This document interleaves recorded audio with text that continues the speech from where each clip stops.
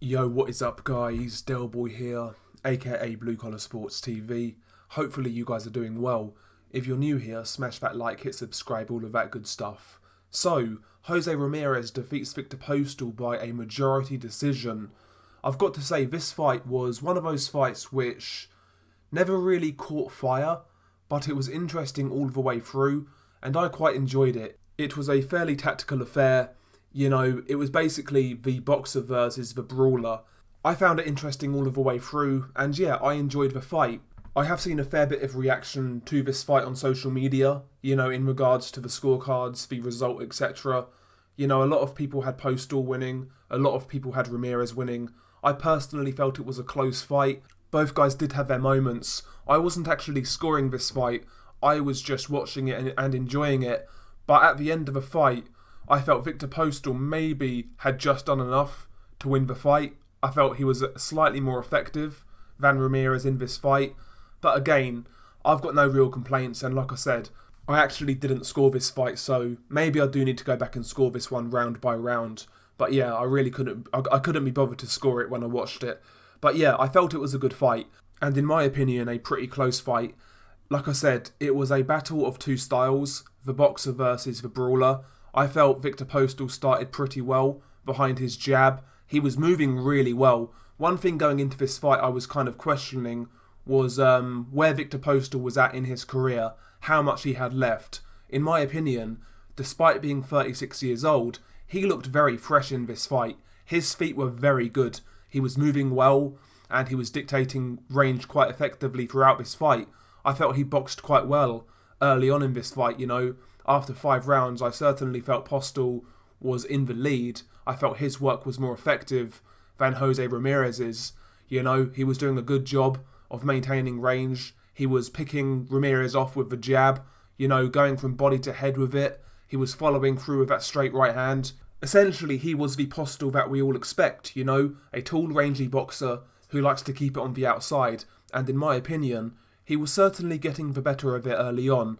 As the fight did wear on, I felt Ramirez was having a bit more success here and there, getting Postol against the ropes, landing some good combinations. He did land some really good left hooks to the body in this fight. And one punch that was very effective for Ramirez when he was closing range was the jab. He was actually landing some really good jabs off a front foot against Postol, and he was rocking Postol's head back.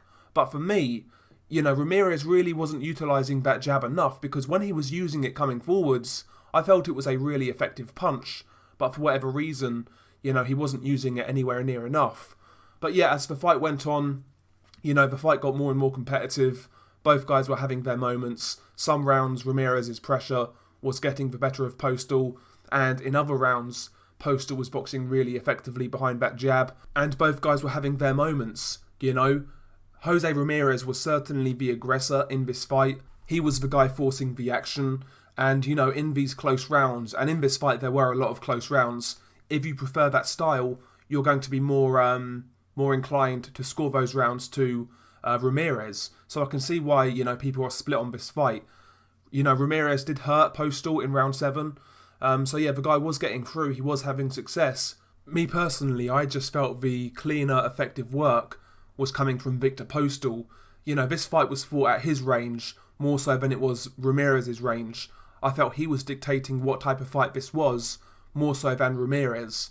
So in my opinion, despite both guys having good success, I felt that Postol was the ring general more so than Ramirez was in this fight. And yeah, towards the end of the fight, I felt Postol was doing a good job of actually getting more power into his straight right hand. And in a couple of the last rounds, Postol was catching Ramirez with some really good straight right hands. And while they didn't really hurt Ramirez, they were certainly stopping him in his tracks, So maybe earlier on in this fight, Postol should have been actually sitting down on his punches a bit more.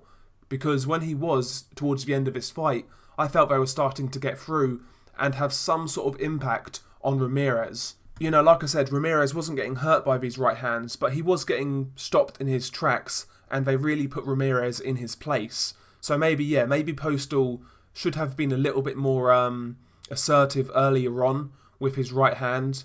But, that's hindsight, I still felt he boxed a really good fight. I felt he moved well. His jab at times looked excellent. Loved the way he was kind of doubling it up, varying it from body to head, following through with that straight right hand. Postol was doing some really good boxing in this fight. And yeah, going into the fight, I wasn't really sure what to expect from Postol, where he was at in his career. But based on this performance, I think Postol certainly has a couple of fights left in him.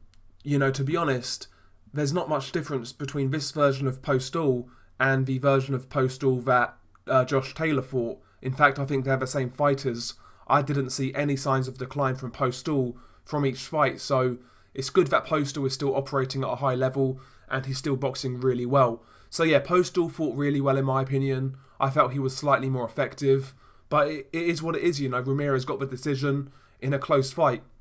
I still felt Ramirez was doing well at times. I'm not trying to say he fought a bad fight, but yeah, like I said, I just felt Ramirez was the guy who was just always slightly trailing in this fight. But it is what it is.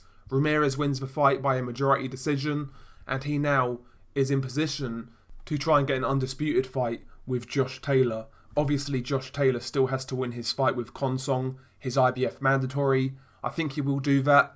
Providing that happens, Bob Arum is saying that this fight between Josh Taylor and Jose Ramirez could happen at the end of the year.